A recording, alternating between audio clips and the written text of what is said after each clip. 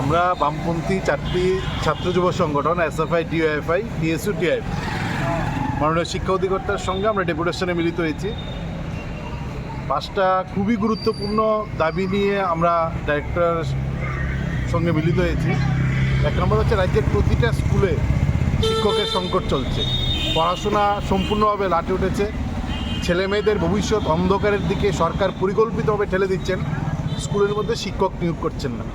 একদিকে ছেলে মেয়েদের ভবিষ্যৎ যেমন অন্ধকারে যাচ্ছে, অন্যদিকে শিক্ষিত বেকার যুবক যুবতী যারা বিএড, ডিএলএড, এমএড পাস করা, তাদের ভবিষ্যৎও অন্ধকারের দিকে ঠেলে দিচ্ছে। এই যে এক ভয়ঙ্কর ষড়যন্ত্র নিয়ে ছাত্রছাত্রী এবং শিক্ষিত বেকার যুবক যুবতী তাদের ভবিষ্যতের সঙ্গে যে ছেলেখেলা শুরু করেছে, আমরা দাবি করছি যে খুব দ্রুত প্রায় 10,000-এর উপর শিক্ষকের শূন্যপদ, এই দ্রুতই শূন্যপদ পূরণ করতে হবে। তার সঙ্গে হচ্ছে এই যে একটা টিআরবিটি আছে, শিক্ষক নিয়োগের যে পরীক্ষা তারা নেয়, এই টিআরবিটির যিনি চেয়ারম্যান আছেন তিনি একটা রাজনৈতিক কর্মী। তিনি ভবিষ্যতের ছেলে মেয়েদের উদ্দেশ্য করে তিনি পোস্ট করছেন দেশদ্রোহী, রাষ্ট্রদ্রোহী। একটা রাজনৈতিক কর্মী তিনি টিআরবিটি চালাচ্ছেন এবং ওনার নেতৃত্বে টিআরবিটি মুখ থুবড়ে পড়েছেন। 2 বছর 3 বছর পর পর একবার টেট পরীক্ষা নিলে ফলাফল দেয় না, ফলাফল দিলে তাদের সার্টিফিকেট দিচ্ছেন না। এই ছেলে খেলা করছেন টিআরবিটি বছরের পর বছর রাজ্যের শিক্ষিত ছেলে মেয়েদের সঙ্গে।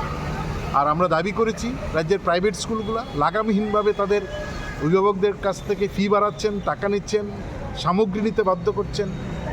এবং একই সঙ্গে আমরা বলছি যে এই যে বেসরকারি শিক্ষা প্রতিষ্ঠানগুলো যেভাবে প্রতি বছর ফি বাড়াচ্ছেন, বইয়ের দাম বাড়াচ্ছেন, খাতার দাম বাড়াচ্ছেন, স্টেশনারি সামগ্রী এই স্কুল থেকে কিনতে হবে বাধ্য করছেন, এইগুলা বন্ধ করতে হবে। বেসরকারি শিক্ষা প্রতিষ্ঠানের ফি বাড়ানোর প্রশ্নে রাজ্য সরকারকে লাগাম টানতে হবে। বিদ্যাজ্যোতি স্কুলে 125টা স্কুল বছরে 1200 টাকা করে নিচ্ছেন, কোন খাতে কিভাবে খরচ করছেন তার কোনো হিসাব নেই।